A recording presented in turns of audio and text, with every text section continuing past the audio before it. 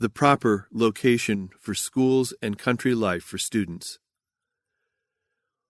The papal system of education is typified by the word centralization. It exalts man, his ideas, and his ways. In other words, it is a study of the humanities, of the artificial rather than the natural. Such a scheme of education can best be worked out in connection with city life. Therefore, papal schools and those schools patterned after the papal model are usually located in towns and cities. On the contrary, Christian education means decentralization. It exalts God and His works. It is a return to God's way of doing. This system can best be developed in the country on a farm where is to be gained an experience necessary to the carrying of the last message.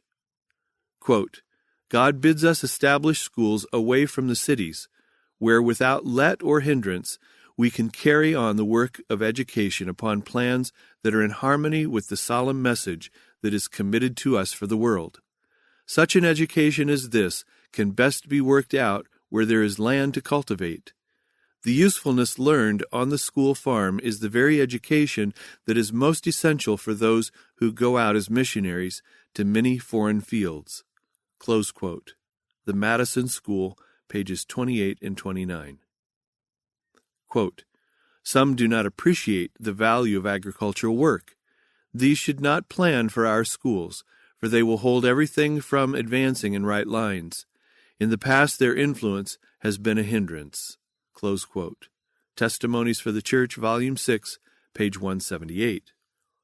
Concerning the school grounds, it is said, quote, this land is not to be occupied with buildings except to provide the facilities essential for the teachers and students of the school. This land about the school is to be reserved as the school farm. It is to become a living parable to the students. The students are not to regard the school land as a common thing. They are to plant it with ornamental and fruit trees and to cultivate garden produce. The school farm is to be regarded as a lesson book in nature. Close quote. Ibid, pages 181 and 182.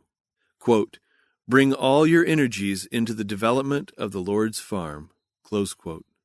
Ibid, page 192.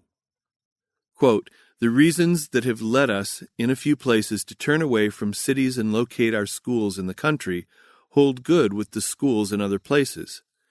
Had the money which our larger schools have used in expensive buildings been invested in procuring land where students could receive a proper education, so large a number of students would not now be struggling under the weight of increasing debt, and the work of these institutions would be in a more prosperous condition.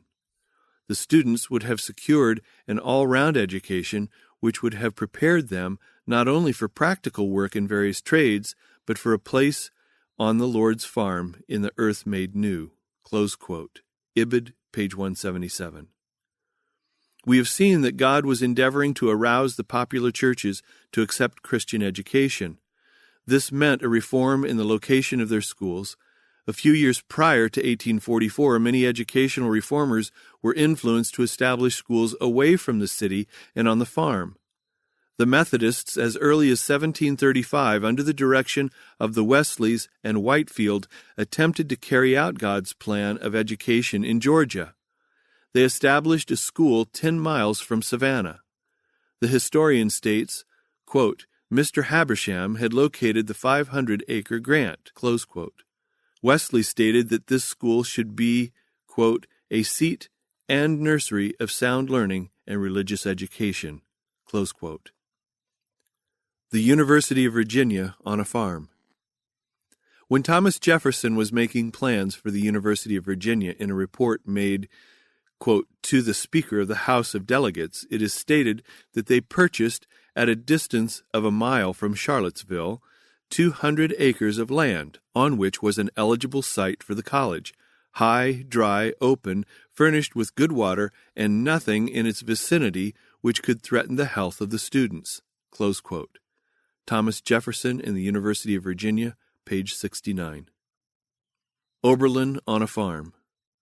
Mr. Shippard, the founder of Oberlin College, writes thus of his early plans, quote, we are to establish schools of the first order, from the infant school up to an academic school, which shall afford a thorough education in English and useful languages, and if Providence favor it, at length instruction in theology.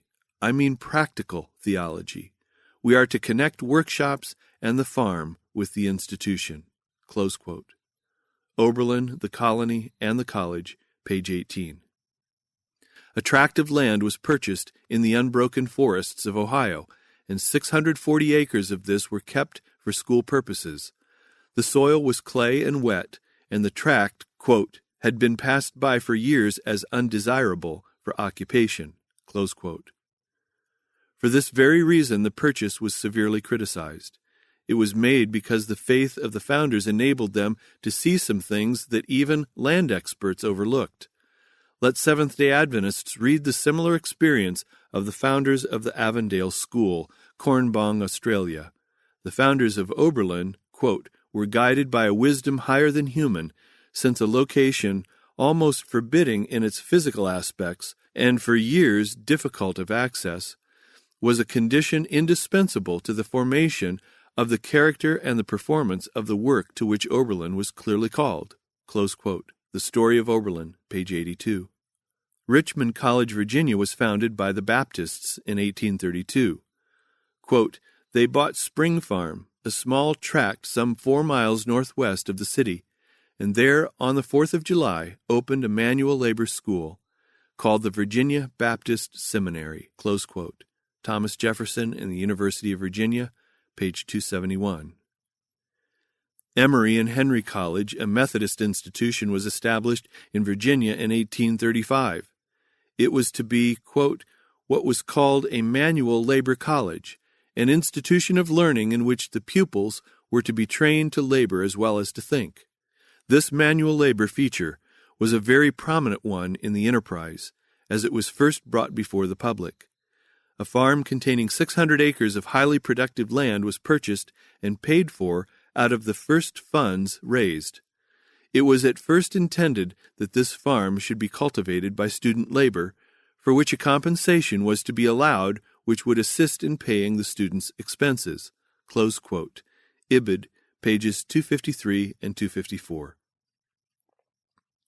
It would be interesting to study this reform further, for many other schools followed this light and secured locations away from towns and cities.